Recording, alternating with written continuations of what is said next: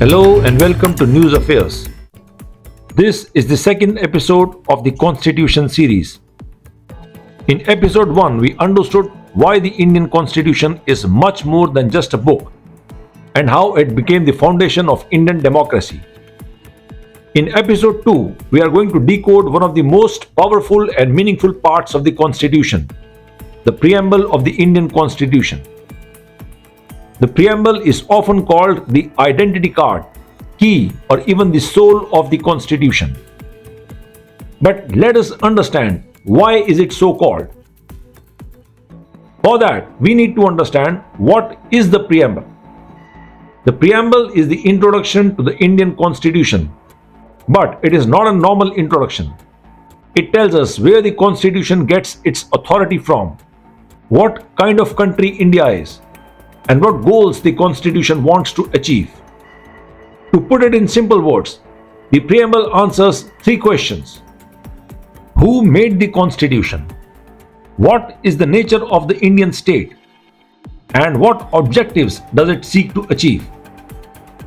This is one reason why Supreme Court has called the preamble the guiding light of the Constitution. The preamble begins with very powerful words. We, the people of India. These four words are extremely important. They clearly mean that the Constitution is not given by a king, nor is it imposed by the British, and neither is it granted by Parliament. It is given by the people to themselves. This establishes popular sovereignty. In a democracy, the ultimate power lies with the people, and the government is only a representative, not a ruler. The preamble describes India as a sovereign, socialist, secular, democratic republic. Now let us understand these one by one, very simply. First, let us understand, what does sovereign mean? India is independent in both internal and external matters, and no foreign power controls our decisions. Next, let us understand, why is it described as a socialist? This word was added by the 42nd Constitutional Amendment 1976, and it means social and economic justice, reducing inequality, welfare of all, not just the rich. Next, why is it described as a secular state? Because India has no official religion. The state treats all religions equally and protects religious freedom. Why has been described as democratic? Because people choose their representatives through free and fair elections. Political power flows from the people. And finally, why is it called as republic?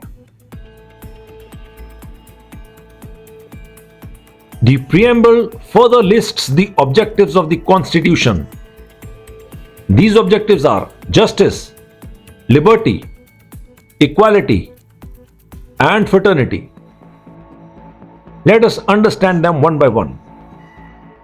Justice has been described as of being three types: social justice, economic justice, and political justice. It means ending discrimination, exploitation, and inequality.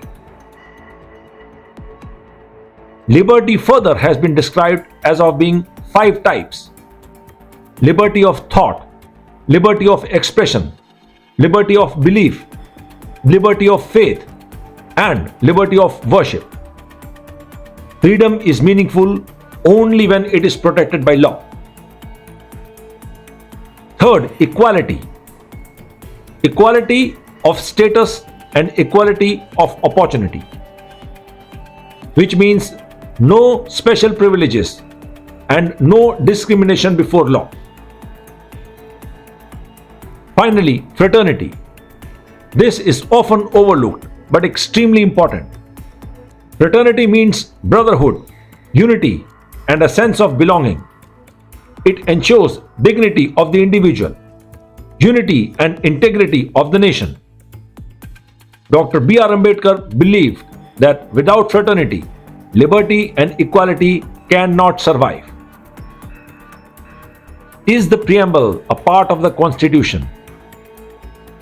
You see, initially there was confusion, but in the Kesavananda Bharati case 1973, the Supreme Court clearly held that the preamble is a part of the Constitution.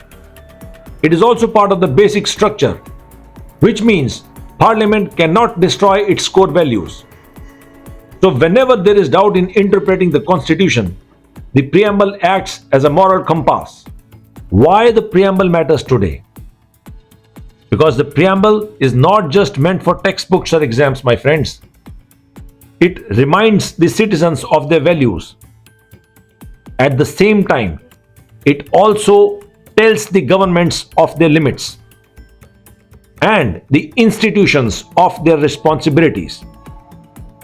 In times of conflict, debate, or crisis, it is the preamble which tells us what India as a nation stands for.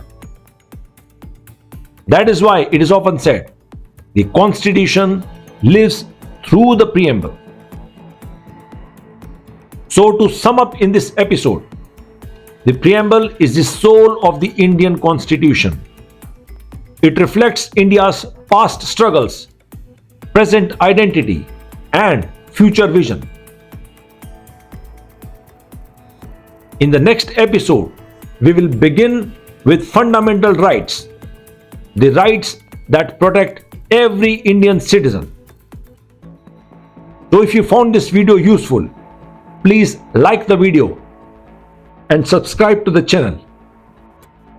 See you in the next episode.